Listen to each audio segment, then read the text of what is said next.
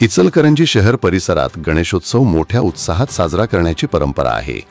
अनेक मंडळं श्रींच्या आगमना दिवशीही मोठ्या मिरवणुका काढतात, तर 7व्या दिवसापासून पंचगंगा नदी आणि शहापूर खणीमध्ये मंडळांच्या श्रींच्या विसर्जन मिरवणुकीला प्रारंभ होतो।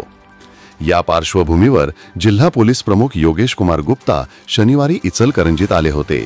त्यांनी वाहतूक नियंत्रण शाखेत अधिकाऱ्यांची बैठक घेऊन गणेशोत्सवासाठी केलेल्या तयारीची माहिती जाणून घेतली। त्यानंतर त्यांनी शिवतीर्थापासून पंचगंगा नदी घाट या विसर्जन मिरवणूक मार्गाची आणि शहापूर खणीची पाहणी केली। यावेळी त्यांनी वाहतूक सुरळीत राहावी, सुरक्षेची काटेकोर व्यवस्था व्हावी आणि कोणत्याही प्रकारची अडचण उद्भवू नये याबाबत सूचना केल्या। तसंच आपला जिल्हा पारंपरिक आहे, सण उत्सवातील कर्णकर्कश डॉल्बी, त्रासदायक लेझर टाळले पाहिजेत।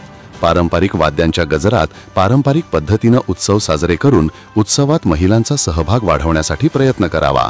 कायद्याचं पालन करून आनंदाने उत्सव साजरा करण्याचं आवाहन केलं। यावेळी अप्पर पोलीस अधीक्षक अण्णासाहेब जाधव, पोलीस उपअधीक्षक विक्रांत गायकवाड यांच्यासह शहरातील तिन्ही पोलीस ठाणे आणि वाहतूक नियंत्रण शाखेचे अधिकारी उपस्थित होते। Hey there.